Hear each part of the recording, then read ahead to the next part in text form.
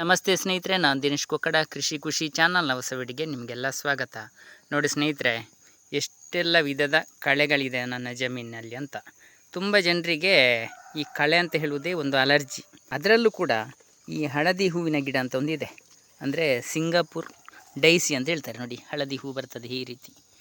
ಈ ಕಳೆಯನ್ನು ತುಂಬ ಜನರು ಒಂದು ಶತ್ರು ಅಂತಲೇ ತಿಳ್ಕೊಂಡಿದ್ದಾರೆ. ಅಷ್ಟೇ ಅಲ್ಲದೆ ಈ ಕಳೆಯನ್ನು ತೆಗಿಲಿಕ್ಕೆ, ಅಂದರೆ ತೋಟದಿಂದ ನಿರ್ಮೂಲನೆ ಮಾಡಲಿಕ್ಕೆ ಎಷ್ಟೆಲ್ಲ ಕಷ್ಟಪಡ್ತಾ ಇದ್ದಾರೆ ಅಂತ ಹೇಳಿದರೆ, ಅತಿ ಹೆಚ್ಚು ರೈತರು ಇದಕ್ಕಾಗಿ ಕಳೆನಾಶಕವನ್ನು ಕೂಡ ಉಪಯೋಗಿಸ್ತಾ ಇದ್ದಾರೆ ಸ್ನೇಹಿತರೆ.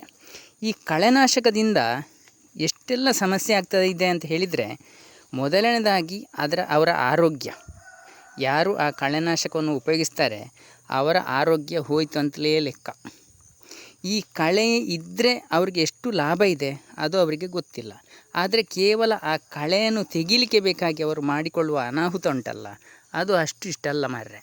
ಯಾಕಂತ ಹೇಳಿದರೆ, ನಮಗೆ ತೋಟಕ್ಕೆ ಕಳೆಗಳು ಬೇಕು ಅಂತ ಹೇಳೋದು ನಾನು ಹೇಳ್ತಾ ಇದ್ರೂ ಕೂಡ ಅದರ ಲಾಭ ಏನು ಅಂತ ನಾನು ಪಡ್ಕೊಳ್ತಾ ಇದ್ದೇನೆ. ನಾನು ಅದನ್ನು ನಿಮಗೆ ಹೇಳ್ತಾ ಇದ್ದೇನೆ. ಆದರೆ ನಷ್ಟೇನಂತ ನಾನು ಹೇಳೋದಾದರೆ, ಮೊದಲನೇದಾಗಿ ಈ ಕಳೆನಾಶಕವನ್ನು ಉಪಯೋಗಿಸಿದರೆ ನಮ್ಮ ಆರೋಗ್ಯ, ಅದು ರಾಸಾಯನಿಕ ಅಲ್ವಾ, ಅದು ವಿಷ. ಅದು ಏನು ಮಾಡ್ತದೆ, ನಮ್ಮ ಮಣ್ಣಿನ ಒಳಗೆ ಸೇರಿಕೊಂಡು ಜೀವಿಗಳನ್ನು ಮತ್ತು ಈ ಗಿಡಗಳ ಬೇರುಗಳನ್ನು ಕೊಲ್ತದೆ ಮೊದಲು, ಮತ್ತು ಎಲೆಗಳನ್ನು ಸುಟ್ಟಾಕಿ ಬಿಡ್ತದೆ. ಅಂದರೆ ವಿಷ ಸಂಪೂರ್ಣ. ಅದೊಂದು ಬಿಸಿ ನೀರು ಹಾಕಿದಾಗೆ ತೋಟಕ್ಕೆ. ನೀವು ಕಳೆನಾಶಕವನ್ನು ಉಪಯೋಗಿಸಿದ ತೋಟವನ್ನು ನೋಡಬೇಕು. ಒಂದು ಕಳೆನಾಶಕ ಉಪಯೋಗಿಸಿ ಒಂದು 10 ದಿನ ಆದ ನಂತರ ಹೋದರೆ ಬೆಂಕಿ ಹಾಗೆ ಸುಟ್ಟ ಹಾಗೆಯೇ ಇರ್ತದೆ. ಅಷ್ಟು ಜ್ಞಾನ ಕೂಡ ಕೃಷಿಕರಿಗೆ ಇಲ್ಲ ಅಂತ ಹೇಳ್ಬೋದು. ಇರಲಿ ಸ್ನೇಹಿತರೆ, ಇನ್ನು ಕಳೆನಾಶಕ ಅಲ್ಲದಿದ್ದರೂ ಕೂಡ ಕೆಲವರೇನು ಮಾಡ್ತಾರೆ, ಬ್ರಷ್ ಕಟ್ಟರ್ ಉಪಯೋಗಿಸಿ ಅಥವಾ ಇನ್ನು ಬೇರೆ ಬೇರೆ ವಿಧಾನಗಳಿಂದ ಕಳೆಯನ್ನು ಸಂಪೂರ್ಣ ತೆಗೆದು ಬಿಡ್ತಾರೆ. ನೆಲ ಕಾಣುವ ಹಾಗೆ ಸ್ವಚ್ಛ ಮಾಡಿಬಿಡ್ತಾರೆ.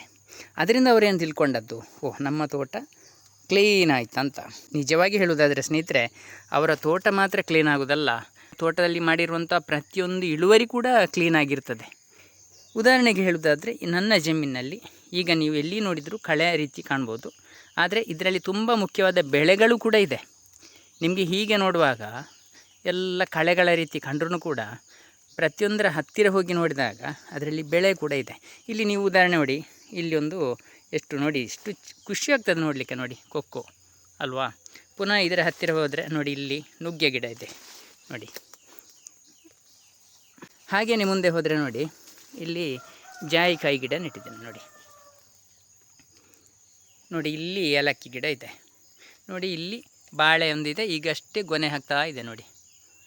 ಇಲ್ಲಿ ಪುನಃ ಬಾಳೆ ಇದೆ. ಅದರ ಎಡೆಯಲ್ಲಿ ಅಡಿಕೆ ಗಿಡಗಳು ಕೂಡ ಇದೆ.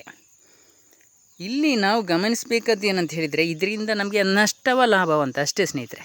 ಈ ಕಳೆಗಳನ್ನು ಹಾಕಿದರೆ ನಮಗೆ ನಷ್ಟವ ಲಾಭವಂತ ಮಾತ್ರ ನಾವು ನೋಡಬೇಕಾದ್ದು. ಆದರೆ ಎಲ್ರಿಗೂ ಕಳೆ ಅಂತ ಹೇಳಿದರೆ ಅಲರ್ಜಿ ಅಲ್ವಾ. ಹಾಗಾಗಿ ನೋಡಿ, ಅದರ ಪಕ್ಕದಲ್ಲಿ ಇಲ್ಲಿ ಗಮನಿಸಿ, ಈ ರಂಬುಟಾನ್ ಹಣ್ಣಿನ ಗಿಡಗಳು ನೋಡಿ ಎಷ್ಟು ಕಾಯಿಗಳನ್ನು ಬಿಟ್ಟಿದೆ ಅಂತ ನೋಡಿ. ಎಡೆಯಲ್ಲಿ ಒಂದೊಂದು ಹಣ್ಣಾಗಿದೆ, ಹಣ್ಣನ್ನು ತಿಂತಾ ಇದ್ದೇವೆ, ಹಕ್ಕಿಗಳು ತಿಂತದೆ.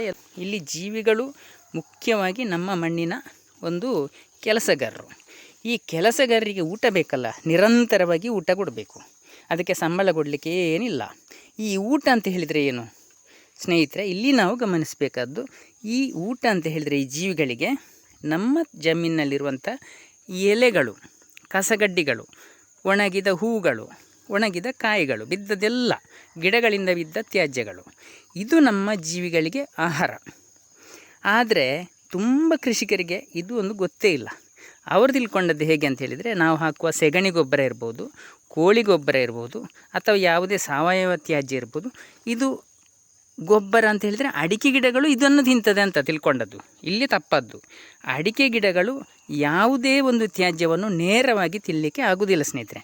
ಅಂದರೆ ಅದು ಹೀರಿಕೊಳ್ಳುವ ಗುಣ, ಯಾವುದೇ ಒಂದು ಗಿಡಗಳ ಬೇರುಗಳಿಗೆ ಹೀರಿಕೊಳ್ಳುವ ಗುಣ ಇರುವುದು. ಈ ಹೀರಿಕೊಳ್ಳಬೇಕಾದ್ರೆ ಏನಾಗಬೇಕು, ನಾವು ಇಲ್ಲಿರುವಂಥ ಪ್ರತಿಯೊಂದು ಗೊಬ್ಬರ, ಈಗ ನೀವು ಕೋಳಿ ಗೊಬ್ಬರ ಹಾಕಿದ್ರೂ ಕೂಡ ಅದರಲ್ಲಿ 95% ಇರುವುದೇನು, ಭತ್ತದ ಹೊಟ್ಟು, ಮರದ ಹೊಟ್ಟು, ಈ ರೀತಿಯಾದಂಥ ತ್ಯಾಜ್ಯಗಳು. ಇದನ್ನು ಮಣ್ಣಿನಲ್ಲಿರುವ ಜೀವಿಗಳು ಅರ್ದು ಮಣ್ಣಿಗೆ ಸೇರಿಸಿ, ಅಲ್ಲಿ ಆ ಜೀವಿಗಳು ಕೂಡ ಸತ್ತು ಮಣ್ಣಿನಲ್ಲಿ ಸೇರಿ ಅದು ನಂತರ ಗೊಬ್ಬರ ಆಗಿ, ಅಂದರೆ ಗಿಡಗಳ ಬೇರುಗಳಿಗೆ ಹೀರಿಕೊಳ್ಳುವಂಥ ಒಂದು ವಸ್ತುವಾಗಿ ಪರಿವರ್ತನೆ ಆಗುವುದು. ಅಲ್ಲಿವರೆಗೆ ನೀವು ಹಾಕಿರುವಂಥ ದನದ ಸೆಗಣಿ ಕೂಡ ಒಂದು, ಅದರಲ್ಲಿ ಇರುವುದು 95% ಸಣ್ಣ ಸಣ್ಣ ಜೀರ್ಣವಾಗದಂತಹ, ಅದರ ಹೊಟ್ಟೆಯಲ್ಲಿ ಜೀರ್ಣವಾಗದಂತಹ ಹುಲ್ಲಿನ ಚೂರುಗಳೇ ಇರುವುದು. ಈ ಹುಲ್ಲಿನ ಚೂರುಗಳನ್ನು ಈ ಅಡಿಕೆ ಗಿಡಕ್ಕೆ ತಿನ್ನಲಿಕ್ಕೆ ಆಗ್ತದಾ? ಇಲ್ಲ. ಅದನ್ನು ನಮ್ಮ ಜಮೀನಲ್ಲಿರುವ ಜೀವಿಗಳೇ ತಿನ್ನಬೇಕು. ನಾವು ಅಷ್ಟೆಲ್ಲ ಹಣ ಕೊಟ್ಟು ಅಷ್ಟೆಲ್ಲ ಕಷ್ಟಪಟ್ಟು ನಾವು ಯಾಕೆ ಆ ದನದ ಸೆಗಣಿಯ ಅಥವಾ ಆಡಿನ ಹೆಕ್ಕಿಯ ಕೋಳಿಯ ಗೊಬ್ಬರ ಕೊಡಬೇಕು? ನೈಸರ್ಗಿಕವಾಗಿ ಇಲ್ಲಿಯೇ ಒಂದು ಚೂರು ಕೂಡ ಅದರಲ್ಲಿ ತ್ಯಾಜ್ಯ ಇಲ್ಲದಂತಹ, ಅಂದರೆ ಈ ರೀತಿಯ ನೋಡಿ, ಇಲ್ಲಿ ಗಮನಿಸಿ ನೀವು ಎಷ್ಟು ರೀತಿಯ ಎಲೆಗಳು ಬಿದ್ದಿದೆ ಅಂತ ನೋಡಿ. ಬೇರೆ ಬೇರೆ ರೀತಿಯ ಎಲೆಗಳಿದೆ ನೋಡಿ. ನನ್ನ ಜಮೀನಲ್ಲಿ ನೀವು ಎಲ್ಲಿ ನೋಡಿದರೂ ಕೂಡ ಅತಿ ಹೆಚ್ಚು ಎಲೆಗಳು ಮತ್ತು ಕಸಗಡ್ಡಿಗಳೇ ನಿಮಗೆ ಕಾಣುವುದು. ಇದು ಏನು ಲಾಭ ಅಂತ ಹೇಳಿದರೆ, ನಮ್ಮ ಜೀವಿಗಳಿಗೆ ಯಥೇಚ್ಛವಾದ ಆಹಾರವನ್ನು ಇದು ಒದಗಿಸಿ ಕೊಡ್ತದೆ. ಇದನ್ನೇ ಅದು ತಿನ್ನುವುದು ಜೀವಿಗಳು. ತಿಂದೇನಾಗ್ತದೆ, ನಮ್ಮ ಜಮೀನಿನಲ್ಲಿರುವಂತಹ ಫಲವತ್ತತೆಯನ್ನು ಅದು ಹೆಚ್ಚು ಮಾಡಿಕೊಡ್ತದೆ. ಹೇಗೆ? ಹಿಕ್ಕೆ ಹಾಕಿ ಅಲ್ಲ ಸ್ನೇಹಿತರೆ. ಹಿಕ್ಕೆಯಿಂದ ನಮಗೆ ಲಾಭ ಇದ್ರೂ ಕೂಡ ಆ ಜೀವಿಗಳು ಸತ್ತಾಗ, ಅಂದರೆ ಅದಕ್ಕೆ ಪ್ರಾಯ ಆಗಿ ಬೇರೆ ಬೇರೆ ಕಾರಣಗಳಿಂದ ಜೀವಿಗಳು ಸಾಯ್ತದೆ. ಸತ್ತಾಗ ಅದು ಮಣ್ಣಿಗೆ ಸೇರ್ತದೆ ನೋಡಿ ಸ್ನೇಹಿತರೆ. ಆಗ ನಮಗೆ ನಮ್ಮ ಮಣ್ಣಿನಲ್ಲಿರುವಂಥ ನಿಜವಾದ ಗೊಬ್ಬರ ಹೆಚ್ಚಾಗುವುದು. ಇದನ್ನು ನಾವು ತಿಳ್ಕೊಳ್ಬೇಕು. ಇದೊಂದು ರೀತಿ ಚಕ್ರದ ಹಾಗೆ ಒಂದು ರೀತಿ ತಿರುಗ್ತಾ ಇರ್ತದೆ. 365 ದಿನ ಕೂಡ ಒಂದು ರಾತ್ರಿ ಹಗಲು ಅಂತ ಎನಿಸದೆ ನಮ್ಮ ತೋಟದಲ್ಲಿ ಗೊಬ್ಬರ ಆಗುವಂಥ ಪ್ರಕ್ರಿಯೆ ನಡೀತಾ ಇರ್ತದೆ ಸ್ನೇಹಿತರೆ. ಹಾಗಾಗಿ ನನ್ನ ಜಮೀನಿಗೆ ಯಾವುದೇ ರೀತಿಯ ಗೊಬ್ಬರವನ್ನು ಹಾಕುವಂಥ ಕೆಲಸ ಇಲ್ಲ. ಈ ರೀತಿ ಆಗಬೇಕಾದ್ರೆ ಏನು ಮಾಡಬೇಕು? ನಾವು ಮನೆಯಲ್ಲಿ ಸುಮ್ಮನೆ ಇದ್ದರೆ ಆಯಿತು. ನಾವು ತೋಟಕ್ಕೆ ಪದೇ ಪದೇ ಬರುವ ಅಗತ್ಯನೇ ಇಲ್ಲ. ನಮಗೆ ವರ್ಷದಲ್ಲಿ ಅಡಿಕೆಯಲ್ಲಿ ಇಳುವರಿ ಬರೋದು 1-2-3 ತಿಂಗಳು ಮಾತ್ರ. ಬಾಕಿ 6-7 ತಿಂಗಳು ನಮಗೆ ಮನೆಯಲ್ಲಿ ಆರಾಮವಾಗಿರ್ಬೋದು. ಬಂದ್ರೂ ಕೂಡ ಏನಾದರೂ ಗಿಡ ನಾಟಿ ಮಾಡಲಿಕ್ಕೆ ಬರಬೇಕೆ ಹೊರತು ನಾವು ಯಾವುದೇ ರೀತಿಯ ಕೆಲಸ ಕಾರ್ಯಗಳನ್ನು ಮಾಡಲಿಕ್ಕೆ ಅಂತ ನಮ್ಮ ತೋಟಕ್ಕೆ ಬರುವ ಅಗತ್ಯ ಇಲ್ಲ. ಎಲ್ಲ ಕೆಲಸ ಕಾರ್ಯಗಳನ್ನು ನಮ್ಮ ತೋಟದಲ್ಲಿರುವ ಜೀವಿಗಳು ಮಾಡ್ತದೆ. ಗೆದ್ದಲುಗಳು ಮಾಡ್ತದೆ, ಇರುವೆಗಳು ಮಾಡ್ತದೆ, ಎರೆಹುಳುಗಳು ಮಾಡ್ತದೆ. ಯಾವುದೇ ರೀತಿಯ ಸಂಬಳ ಕೊಡದೆ, ಯಾವುದೇ ರೀತಿಯ ಕಷ್ಟವನ್ನು ಪಡೆದೆ ನಮ್ಮ ಜಮೀನಿನಲ್ಲಿ ಗೊಬ್ಬರವನ್ನು ಮಾಡಿಕೊಡ್ತಾ ಇರ್ತದೆ. ಇದನ್ನು ನಾವು ತಿಳಿದುಕೊಂಡ್ರೆ ಕೃಷಿಯಷ್ಟು ಒಂದು ಸುಲಭ ಮತ್ತು ಒಂದು ಲಾಭದಾಯಕವಾದಂಥ ಬೆಳೆ ಇನ್ನಿಲ್ಲ ಅಂತಲೇ ಹೇಳ್ಬೋದು. ಅದನ್ನು ಬಿಟ್ಟು ನಾವು ಯಾವಾಗಲೂ ತೋಟದಲ್ಲೇ ಬಿದ್ದುಕೊಂಡು ಈ ಎಲ್ಲ ಗಿಡಗಳನ್ನು ಕಡಿದುಕೊಂಡು ಏನೇನು ಅನಾಹುತವೆಲ್ಲ ಮಾಡಿಕೊಂಡು ಕೃಷಿ ಅಂತ ಹೇಳಿದರೆ ಏನು ಅಂತಲೂ ಗೊತ್ತಿಲ್ಲದೆ ಕೃಷಿಯನ್ನು ಮಾಡ್ತಾ ಹೋದರೆ ನಮಗೆ ಕೃಷಿಯಲ್ಲಿ ಖಂಡಿತ ಲಾಭ ಆಗಲಿಕ್ಕೆ ಸಾಧ್ಯತೆಯೇ ಇಲ್ಲ ಸ್ನೇಹಿತರೆ. ನೋಡಿ, ಈ ಜಾಗವನ್ನು ನೀವು ಗಮನಿಸಿ. ಇಲ್ಲಿ ನಾನೊಂದು ಕೊಕ್ಕೋ ಗಿಡ ನೆಟ್ಟಿದ್ದೇನೆ ನೋಡಿ. ಬೇಕಾದಷ್ಟು ಕೊಕ್ಕೋ ಹಣ್ಣಾಗಿದೆ. ಆದರೂ ನಾನು ಕಟಾವು ಮಾಡಲಿಕ್ಕೆ ಹೋಗಲೇ ಇಲ್ಲ ಇನ್ನೂ ಕೂಡ. ನೋಡಿ, ಕಾಣ್ಬೋದಾ ನಿಮಗೆ ಹಣ್ಣಾದ್ದು? ನೋಡಿ, ಅಲ್ಲಿ ಕೂಡ ಇದೆ. ಇನ್ನು ನಾನು ಕಟಾವು ಮಾಡಲಿಕ್ಕೆ ಹೋಗಿಲ್ಲ. ಯಾಕಂತ ಹೇಳಿದರೆ ನನಗೇನು ಅಷ್ಟೊಂದು ದಾವಂತ ಇಲ್ಲ. ಕೆಲವು ಹಣ್ಣಾದ್ದು ಕೊಳೆತು ಬಿದ್ದರೆ ಅಥವಾ ಒಣಗಿ ಬಿದ್ದರೆ ಅದು ಕೂಡ ಜೀವಿಗಳಿಗೆ ಉತ್ತಮ ಆಹಾರ. ನೋಡಿ, ಈ ಜಾಗವನ್ನು ಗಮನಿಸಿ. ಒಂದು ಕೊಕ್ಕೋ ಗಿಡದ ಅಡಿಯಲ್ಲಿ ಎಷ್ಟು ಗೊಬ್ಬರ ರಚನೆ ಆಗ್ತದೆ ಅಂತ ಹೇಳಿದರೆ, ಇದೇ ಕೊಕ್ಕೋ ಗಿಡವನ್ನು ತುಂಬ ಕೃಷಿಕರು, ಕೊಕ್ಕೋ ಗಿಡ ಅಂತ ಹೇಳಿದರೆ ಅಡಿಕೆ ತೋಟಕ್ಕೆ ಹಾಳು, ಅದರ ಬೇರುಗಳು ವಿಪರೀತ ಹರಡ್ತದೆ, ಅಡಿಕೆ ಗಿಡದ ಗೊಬ್ಬರವನ್ನು ತಿಂತದೆ ಅಂತ. ಇಲ್ಲಿ ನೀವು ಗಮನಿಸಬೇಕಾದ್ದು ನೋಡಿ, ನೇರವಾಗಿ ನಿಮಗೆ ತೋರಿಸ್ತೇನೆ. ಇದು ಸುಳ್ಳು ಅಂತ ಹೇಳಲಿಕ್ಕೆ. ನೋಡಿ, ಇಲ್ಲಿ ಅಡಿಕೆ ಗಿಡ ಇದೆ, ಇದರ ಪಕ್ಕದಲ್ಲಿ ಕೊಕ್ಕೋ ಗಿಡ ಇದೆ. ನೀವು ಗಮನಿಸಿ, ನೀವು ತೋರಿಸಿ ನೋಡಿ. ಇದರಲ್ಲಿ ಒಂದು ಅಡಿಕೆಯನ್ನು ನೋಡಿ ನೀವು ಹೇಗಿದೆ ಅಂತ ನೋಡಿ, ಕಾಣ್ತದಾ? ಇದರ ಪಕ್ಕದ ಗಿಡವನ್ನು ನೋಡಿ, ಕಾಣ್ತದಾ? ಇದರ ಪಕ್ಕದ ಗಿಡ ನೋಡಿ, ಕಾಣ್ತದಾ? ಇದರ ಪಕ್ಕದ ಗಿಡ ನೋಡಿ, ನೋಡಿ ಇದರ ಪಕ್ಕದ ಗಿಡ ನೋಡಿ, ನೋಡಿ ಸುತ್ತಲಿನ ಗಿಡವನ್ನು ಗಮನಿಸಿ ನೋಡಿ. ಕೊಕ್ಕೋ ಗಿಡ ಇಲ್ಲಿದೆ. ಯಾವುದೇ ಕಾರಣಕ್ಕೂ ಅಡಿಕೆ ಗಿಡದ ಗೊಬ್ಬರವನ್ನು ತಿಂದದ್ದಲ್ಲ, ವಿಪರೀತ ಗೊಬ್ಬರವನ್ನು ಈ ಕೊಕ್ಕೋ ಗಿಡ ಮಾಡಿಕೊಟ್ಟಿದೆ. ಕೊಕ್ಕೋ ಗಿಡ ಅಂತಲೇ ಅಲ್ಲ, ಇಲ್ಲಿರುವ ಎಲ್ಲ ಗಿಡಗಳು. ಇಲ್ಲಿ ಗಮನಿಸಿ, 4 ಅಡಿಕೆ ಗಿಡದ ಮಧ್ಯದಲ್ಲಿ ಒಂದು ಕೊಕ್ಕೋ ಗಿಡ ಇದೆ, ಒಂದು ಏಲಕ್ಕಿ ಗಿಡ ಇದೆ, ಒಂದು ಬಾಳೆ ಗಿಡ ಇದೆ. ಅಷ್ಟೇ ಅಲ್ಲದೆ ಬೇಕಾದಷ್ಟು ತ್ಯಾಜ್ಯಗಳು ಕೂಡ ಇದೆ. ಅದು ಅಡಿಕೆ ಸೋಗೆ ಇರ್ಬೋದು ಅಥವಾ ಬೇರೆ ಬೇರೆ ರೀತಿಯ ಗಿಡಗಳು. ನೋಡಿ, ನನ್ನ ಜಮೀನಲ್ಲಿ ವೈವಿಧ್ಯತೆ ನೋಡಿ, ಕಳೆಯ ವೈವಿಧ್ಯತೆ ಅಂತ ಹೇಳ್ತೇವೆ ನೋಡಿ. ಇಲ್ಲಿ ಗಮನಿಸಿದರೆ, ಒಂದನೇದಾಗಿ ನಾನು ತುಂಬ ವಿಡಿಯೋದಲ್ಲಿ ಹೇಳಿದ್ದೇನೆ, ಆದರೂ ನನಗೆ ಪದೇ ಪದೇ ಹೇಳ್ತಾ ಇದ್ದೇನೆ. ಅಂದರೆ ಕೃಷಿಕರಿಗೆ ಏನಾಗ್ತದೆ, ಪದೇ ಪದೇ ನೆನಪು ಮಾಡಿದ್ರೇ ಅದು ನೆನಪಾಗ್ತಾ ಇರೋದು. ಹಾಗಾಗಿ ಒಂದು ವಿಷಯವನ್ನು ಹೇಳಿಬಿಟ್ರೆ ಅಲ್ಲಿಗೆ ಮುಗೀತು ಅಂತಲ್ಲ ಸ್ನೇಹಿತರೆ. ನಾನು ಬೇರೆ ಬೇರೆ ವಿಡಿಯೋದಲ್ಲಿ ಪದೇ ಪದೇ ಕೆಲವು ವಿಷಯಗಳನ್ನು ಪುನರಾವರ್ತನೆ ಮಾಡ್ತಾನೇ ಇರ್ತೇನೆ. ಇಲ್ಲಿ ನೀವು ಗಮನಿಸಿ, ಏಲಕ್ಕಿ ಗಿಡ ಒಂದನೇದ್ದು, ಒಂದು ವೆರೈಟಿ. ಇಲ್ಲಿ ಒಂದು ನೋಡಿ, 2ನೇ ಎಲೆ. ಇದೊಂದು 3, ಇದೊಂದು 4, ಇದೊಂದು 5. ನೋಡಿ, ಈ ಎಲೆ 6. ಆಮೇಲೆ ಇಲ್ಲಿ ಒಂದು ರೀತಿ ಇದ್ದೆ 7 ಆಯಿತು. ಆಮೇಲೆ ನೋಡಿ, ಇಲ್ಲಿ ಒಂದು ವೆರೈಟಿ ಇದೆ 8 ಆಯಿತು. ನೋಡಿ, ಇದೊಂದು ರೀತಿ 9 ಆಯಿತು. ನೋಡಿ, ಇದೊಂದು ಕಾಸರಕನ ಗಿಡ ಅಂತ ಹೇಳ್ತೇವೆ, ಇದು 10. ನೋಡಿ, ಇಲ್ಲಿ ಒಂದು ಗಿಡ 11. ನೋಡಿ, ಇಲ್ಲಿ ಕೊಕ್ಕೋ ಗಿಡ 12. ನೋಡಿ, ಇಲ್ಲಿ ಈ ಕಡೆ ಬಂದರೆ ಇಲ್ಲಿ ನೋಡಿ ಒಂದು 13, ಇಲ್ಲಿಗೆ ಬಂದರೆ ನೋಡಿ 14, ಇನ್ನೂ ಇದೆ ಸ್ನೇಹಿತರೆ. ಇದು ಕೂಡ ಬೇರೆಯೇ 15 ನೋಡಿ. ಇದು ಕೂಡ ಒಂದು ಬೇರೆ. ಎಷ್ಟು ನನಗೆ ಲೆಕ್ಕ ತಪ್ಪಿ ಹೋಯಿತು ಸ್ನೇಹಿತರೆ, ಇರಲಿ.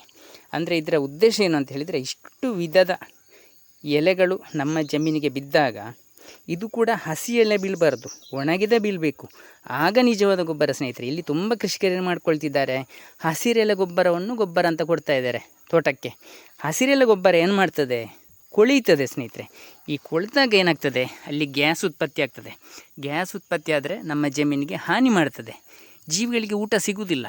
ಈ ಎಲೆಗಳು ಒಣಗಿ ಬೀಳಬೇಕು ಸ್ನೇಹಿತರೆ, ಆಗ ನಿಜವಾದ ಊಟ ಎರೆಹುಳಗಳಿಗೆ ಸಿಗೋದು.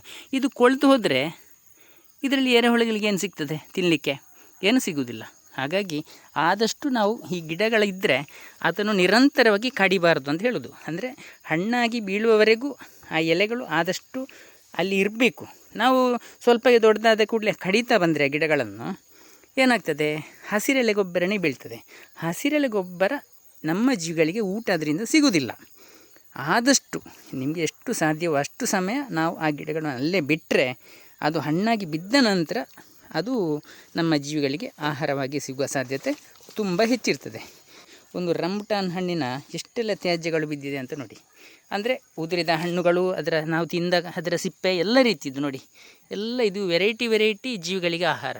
ಹೀಗೆ ಸ್ನೇಹಿತರೆ, ಕೃಷಿ ಅಂತ ಹೇಳಿದರೆ ಇದಕ್ಕೆ ಶೂನ್ಯ ಬಂಡವಾಳ ಕೃಷಿ ಅಂತ ಹೇಳೋದು. ಇದಕ್ಕೆ ಯಾವುದೇ ರೀತಿಯ ಖರ್ಚು ವೆಚ್ಚ ಮಾಡಲಿಕ್ಕಿಲ್ಲ, ಯಾವುದೇ ರೀತಿಯ ತಲೆಬಿಸಿ ಮಾಡಲಿಕ್ಕಿಲ್ಲ, ಯಾವುದೇ ಆಲೋಚನೆ ಮಾಡಲಿಕ್ಕಿಲ್ಲ. ಕೃಷಿಯಲ್ಲಿ ಖುಷಿಯನ್ನು ಮಾತ್ರ ನಾವು ಪಡೀತಾ ಇರೋದು, ಇಷ್ಟೇ. ಕೃಷಿ ಅಂತ ಹೇಳಿದರೆ ಖುಷಿ. ಇದಕ್ಕೆ ಯಾವುದೇ ರೀತಿಯ ಹಣಕಾಸಿನ ಅವಶ್ಯಕತೆ ಇಲ್ಲ. ನಮಗೆ ಬೇಕಾದೇನಂತ ಹೇಳಿದರೆ, ನಾವು ಮನೆಯಲ್ಲಿ ಕೂತ್ಕೊಂಡು ಬೇರೆ ಅಥವಾ ನಾವು ಏನಾದರೂ ಊರಲ್ಲಿ ಒಂದು ಬೇರೆ ಕೆಲಸವನ್ನು ಮಾಡಿಕೊಂಡು ಅಡಿಕೆಯ ಇಳುವರಿಯನ್ನು ಪಡೆದುಕೊಂಡು ನಾವು ಇಲ್ಲಿರುವ ಎಲ್ಲ ಗಿಡಗಳ ಆದಾಯವನ್ನು ಉಪಯೋಗಿಸಿಕೊಂಡು ಒಂದು ಖುಷಿಯ ಜೀವನವನ್ನು ನಡೆಸುವುದು ಸ್ನೇಹಿತರೆ, ಇಷ್ಟೇ. ಇದಕ್ಕೆ ಯಾವುದೇ ರೀತಿಯ ಮುಖ್ಯವಾಗಿ ಯಾವುದೇ ರೀತಿಯ ಸಾಲವನ್ನು ಮಾಡಬೇಕಂತ ಇಲ್ಲ. ನಾವು ಯಾವುದೇ ರೀತಿಯ ಸಾಲದಲ್ಲಿದ್ದರೇ ಅವನು ಬಡವ ಅಂತ ಹೇಳುವುದು. ಹಾಗಾಗಿ ನಿಮ್ಮಲ್ಲಿ ಕೋಟಿ ಹಣ ಇರಬೇಕಂತೇನಿಲ್ಲ ಸ್ನೇಹಿತರೆ. ಸಾಲ ಇಲ್ಲದಿದ್ದರೆ ನೀವೇ ಶ್ರೀಮಂತರು. ಈ ಸಾಲ ಇಲ್ಲದ ಶ್ರೀಮಂತಿಕೆಯ ಜೀವನವನ್ನು ನಮ್ಮ ಈ ರೀತಿಯ ಕೃಷಿ ಪದ್ಧತಿ ನಿಮಗೆ ಮಾಡಿಕೊಡ್ತದೆ. ಇಲ್ಲದಿದ್ದರೆ ನೀವು ಯಾವಾಗಲೂ ಚಿಂತೆಯಲ್ಲೇ ಇರ್ತೀರಿ, ಯಾವಾಗಲೂ ಸಾಲದಿಂದ ಮೇಲೆ ಏಳಲಿಕ್ಕೆ ಸಾಧ್ಯತೆಯೇ ಇಲ್ಲ ಕೃಷಿಯಿಂದಾಗಿ. ಬೇರೆ ವಿಷಯದಲ್ಲಿ ಗೊತ್ತಿಲ್ಲ ನನಗೆ. ಕೃಷಿಯಲ್ಲಿ ನೀವು ಸಾಲ ಮಾಡಬೇಕಂತ ಇಲ್ಲ ಸ್ನೇಹಿತರೆ. ಈ ಕೃಷಿ ಮಾಹಿತಿ ನಿಮಗೆಲ್ಲ ಇಷ್ಟವಾಗಿದ್ದರೆ, ಸಬ್ಸ್ಕ್ರೈಬ್ ಮಾಡದೆ ನೋಡ್ತಿದ್ದರೆ ದಯವಿಟ್ಟು ಸಬ್ಸ್ಕ್ರೈಬ್ ಮಾಡಿ, ಹಾಗೆಯೇ ಬೇರೆಯವ್ರಿಗೂ ಶೇರ್ ಮಾಡಿ, ಒಂದು ಲೈಕ್ ಕೊಡಿ ಸ್ನೇಹಿತರೆ. ಮುಂದಿನ ವಿಡಿಯೋದೊಂದಿಗೆ ಮತ್ತೆ ಸಿಗೋಣ. ಧನ್ಯವಾದಗಳು.